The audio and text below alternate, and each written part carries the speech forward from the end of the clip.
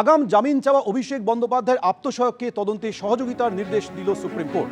তদন্তে যোগ দিয়ে পুলিশকে সাহায্য করুন, সুমিত রায়কে স্পষ্ট বার্তা সর্বোচ্চ আদালতে।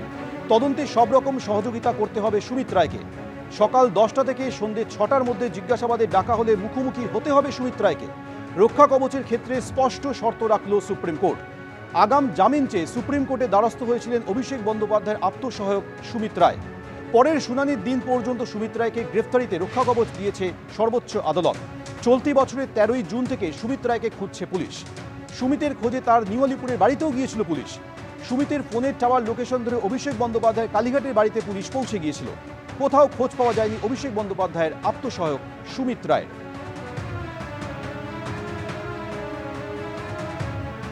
আপনারা জানেন সুমিত রায় অভিষেক বন্দ্যোপাধ্যায়ের পিএ, তার একটা বেল অ্যাপ্লিকেশন ছিল, আর্জেন্ট ম্যাটারে মেনশন করা হয়েছিল সুপ্রিম কোর্টে। বেল অ্যাপ্লিকেশনটা শালমনি ল্যান্ড গ্র্যাবস কেস নিয়েছিল, স্ক্যামের।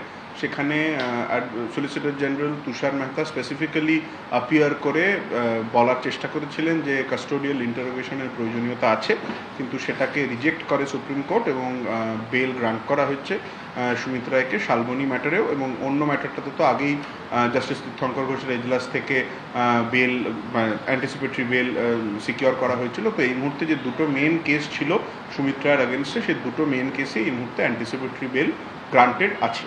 অভিষেক ব্যানার্জির একটা ম্যাটার ছিল, সেই অভিষেক ব্যানার্জির ম্যাটারে আপনারা জানেন একটা এক্সটেনশন হয়েছে up to August 11th। Next 11 তারিখে মামলাটা থাকবে এবং 11 তারিখে মামলাটা আসার পরে next course of action decide হবে।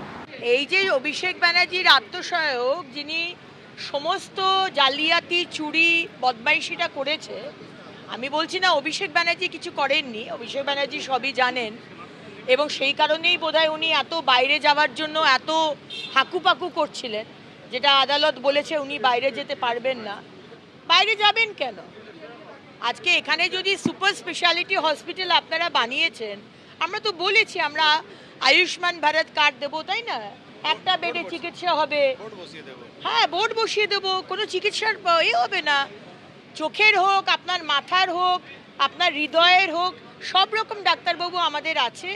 এবং সেবাশ্রয়তে আপনি যেটা করেছেন, হোমিওপ্যাথি ডাক্তারকে দিয়ে অ্যালোপ্যাথি ওষুধ দিয়েছেন আর কারুর পা কাটা গেছে, অন্তত আপনার পা আর হাতটা যাতে কাটা না যায়, গলাটা যাতে কাটা না যায়, আমরা কিন্তু সেই চেষ্টা করব।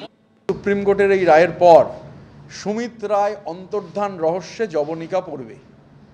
সুমিত রায় অন্তর্ধান রহস্য নিয়ে আর চর্চা করতে হবে না, কারণ সুপ্রিম কোর্টের রায় মেনে তিনি যেহেতু গ্রেপ্তার হবেন না পরবর্তী শুনানি অবধি, তাহলে সুমিত রায় অন্তর্ধান রহস্যের জবনিকার জন্য আমরাও অপেক্ষা করছি, মানে অধীরভাবে অপেক্ষা করছি কখন সুমিতবাবু আসবেন, এসে হচ্ছে তদন্তকারীদের সঙ্গে কি 10টা থেকে 6টা টাইম হয়েছে সেই টাইমের মধ্যে দেখা করবেন। তো এই রহস্য রোমাঞ্চ থ্রিলার, সেই থ্রিলারের অবসানের অপেক্ষাতে আমরাও। এবিপি আনন্দ এগিয়ে থাকে, এগিয়ে রাখে।